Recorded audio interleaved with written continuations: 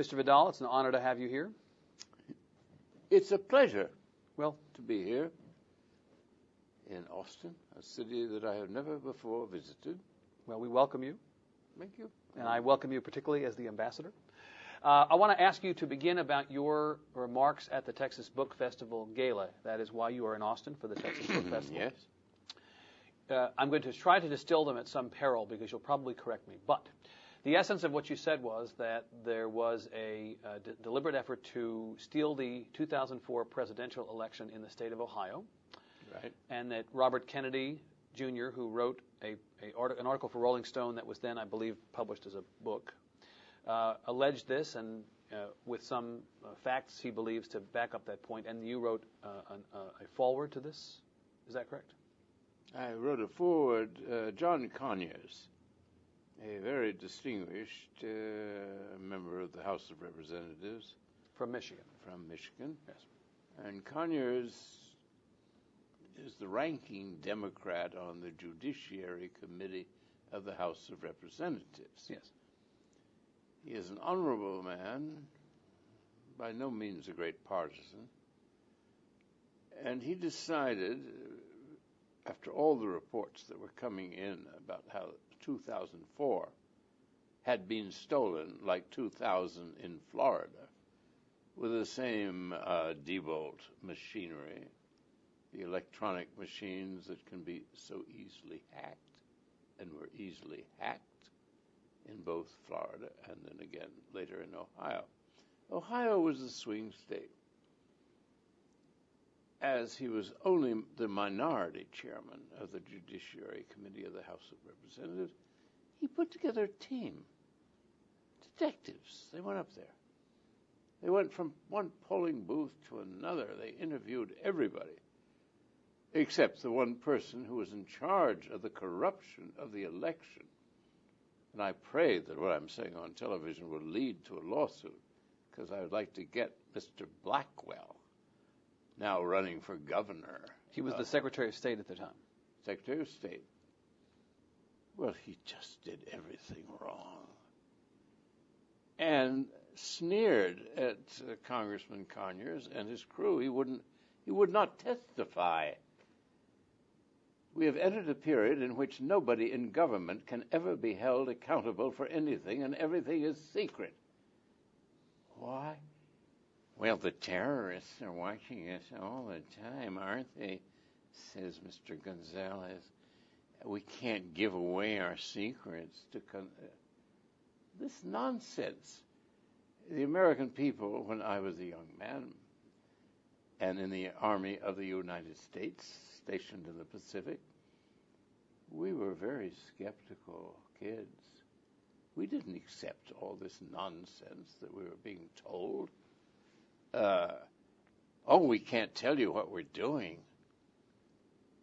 We objected, and so much so that toward the end of the World War II, I hate to bring up ancestral memories for people in the United States of amnesia, but let me bring it up. We had no defenders. We had a great emperor, Franklin Roosevelt, who promptly died just before the war ended. Suddenly there we are. There's nobody in our defense except Harry Truman, this little nobody in the Senate, who has a Truman Committee. He's very ambitious, and he had become Roosevelt's vice president in the last election, third or fourth, and there he was. And suddenly it was very clear that certain elements in the United States, let me translate them into English, Halliburton, let me translate it into more English, Enron, let me translate it into more English. Then the right wing says, oh, Gore Vidal, you are a conspiracy theorist. I said, no. I'm a conspiracy realist. I know who's stealing what money from whom. I was brought up in Washington, in the house of a U.S. senator. I know a great deal about what's going on. You have seen to it that the American people know nothing at all. That is partly your great sin against the declining republic in which we live. And so the Conyers report, produced as a result of the efforts that you describe, said basically what? The election was stolen with the collusion of the Secretary of State. Who you should mention was also the chair of the Bush-Cheney campaign in Ohio, right? You've said it for me. I'll repeat it slightly. Yes. He was chairman of the re-election of Mr. Bush. It's 2004. Remember, Bush was not elected twice. The fix was in, both in, I suppose, in Florida in 2000 and again in 2004, each involving the Secretary of State of the state. Each was collusive with the Bush campaign. Each Secretary of State was working for Bush's election in the first case and his re-election in the second case. This is intolerable. Why was more not made of it? Well, you ask a good question, which I cannot answer. Albert Gore Jr. has got to answer it for the first one, and Senator Kerry for the second one. I don't understand why. Why is the press, which, if you believe the conventional wisdom, was with Senator Kerry all along, why is the press not made more of an issue? You know, I know you're not a huge fan of the New York Times or Washington Post. Well, they were not with him. The main press had looked at the polls. The polls had said that he was winning. The press is essentially a whore. It'll be for whomever pays their bills. The press belongs to corporate America. We have to go back to who owns what. They may appear to be for this candidate or that candidate. They may appear to be for virtue or this or that. They never are. They are there for big money. So there are no quarters of the press these days that you look to and think, they're doing it right. They're not about greed. They're about the fiduciary responsibility that they have with their readership and with the country. Nobody out there. There's nobody in the press that has the interest of the United States at heart. Nor does it seem that after the stealth of first Florida, then Ohio, Ohio was the end of the republic. How do you explain the republic to the American press, who knows nothing? And the people who work for them know nothing. And if they are, they're paid even more money not to know anything, to keep their traps shut. You don't have to have a law degree to understand the Constitution. I've been lecturing on it for 50 years. I think I know what's in it. So the conspirators in Ohio, back to that for a second, as you see it, are Mr. Blackwell, the Secretary of State, is now running, it appears unsuccessfully, for governor. Thank heavens. The makers of the, do you Diebold. fault those people, the makers of the electronic voting machines? Who else is at fault here in your mind? Well, read John Conyers' book, to which I had written a preface. He names names. Mm-hmm. Now, the proof of what I am saying, this is not just idle chat. The proof of what I am saying, I think one of the most really ridiculous papers in the United States is the New York Times. It's always on the side of the big money and the big corporations. It'll go back and forth with candidates, and, you know, suddenly they realize they're on the wrong side of something, so they do a piece to reverse themselves. The New York Times would not mention, much less review, John Conyers' book.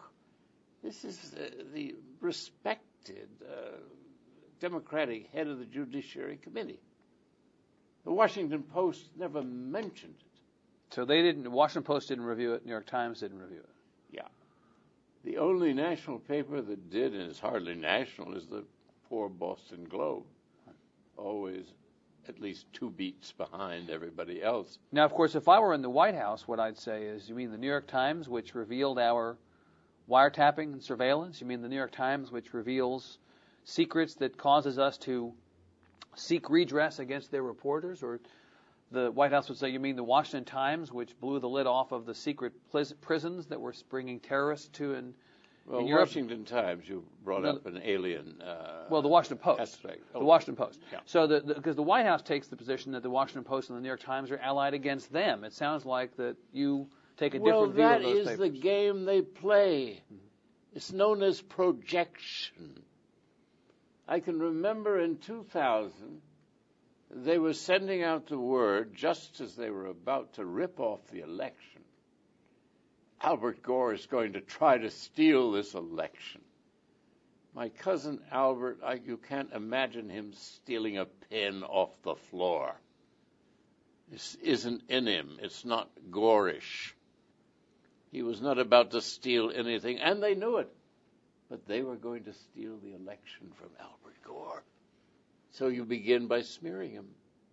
That's what they do. Whenever they're about to commit a crime, they accuse the other person of the crime. And they get away with it because it's their press. Why is it their press? Our leadership, if you can call it that, the junta, as I call them, belongs to corporate America. They're in place to get money for Halliburton, to get money to rebuild everything that, on the other hand, they smashed down. So there they are, serving the great powers, the great financial powers of the country. So you always begin by saying, when somebody might come up on television and say, well, they stole this election, and I'll tell you why, and I'll tell you how much they did it by. To head me off at the bend of the road, well, we found out that Albert Gore was going to steal it.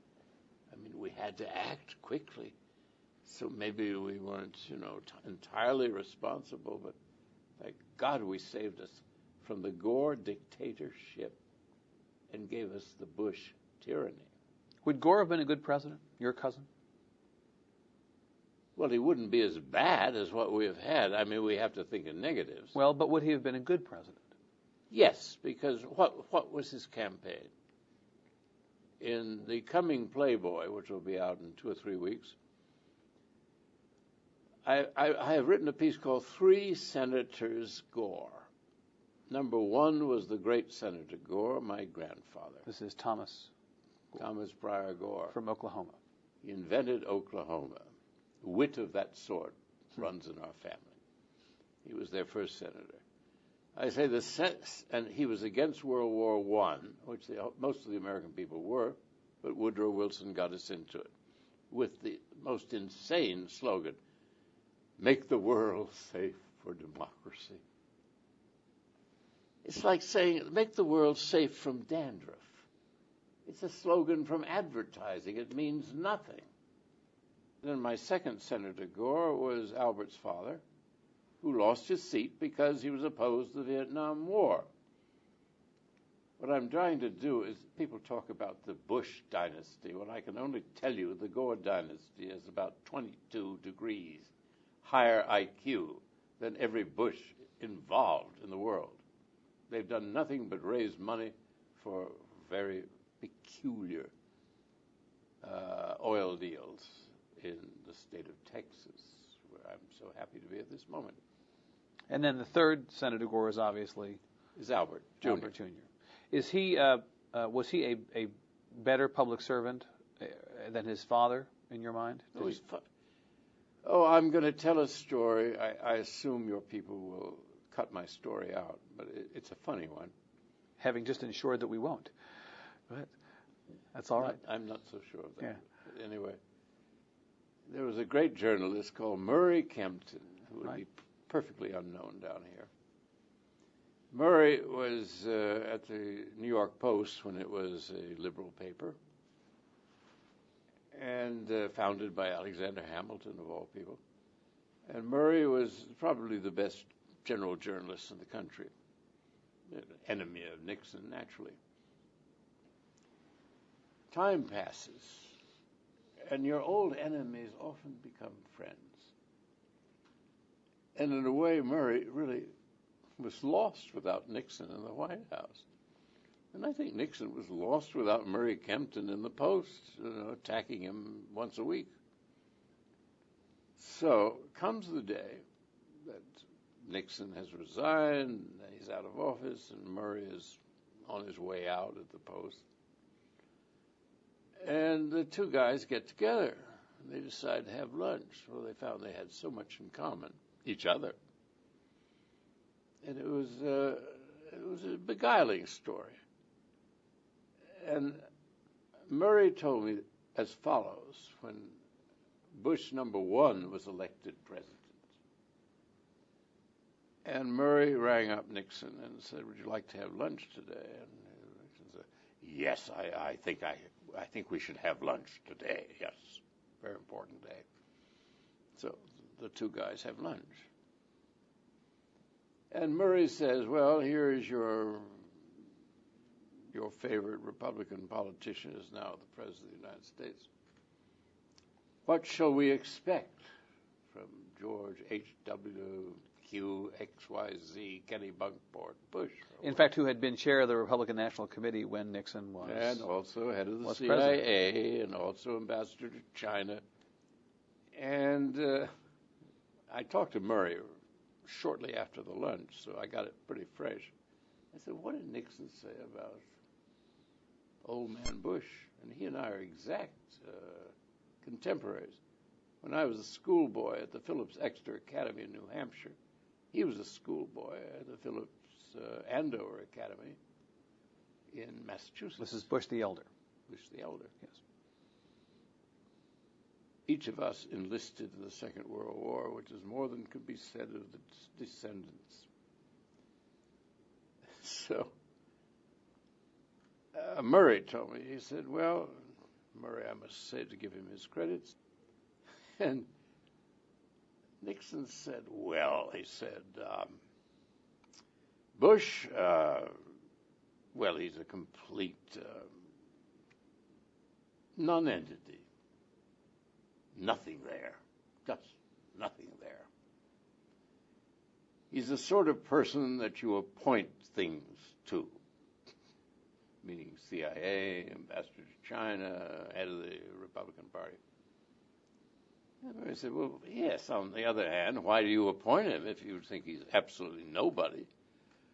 "Well, there are certain people in public life, if you're the president, you have to acknowledge."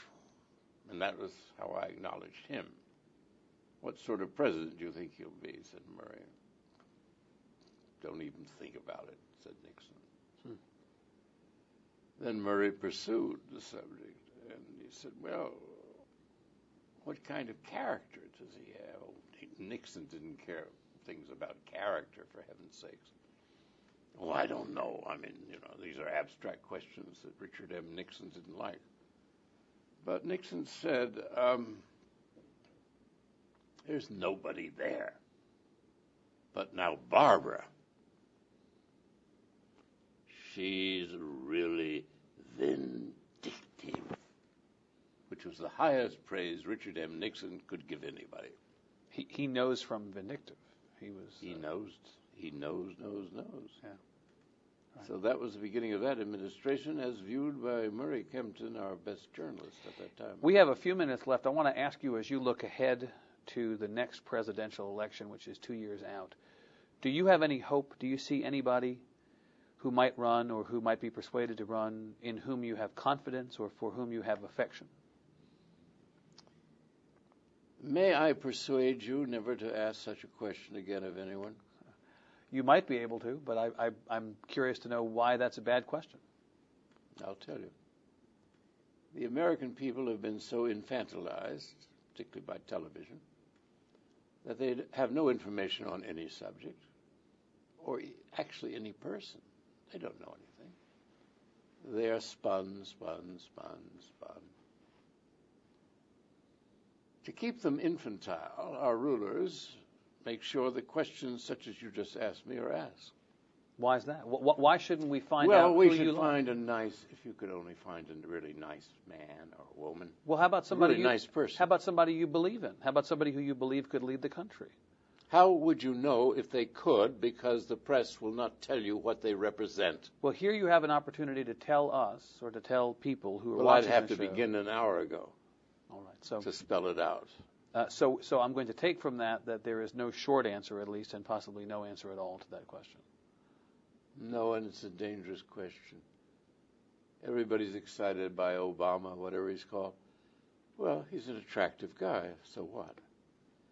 He has not told us anything about himself. We know nothing about him, and we're supposed to rush out and vote for him if we're Democrats. We don't even know if he is a Democrat. We don't know what he is.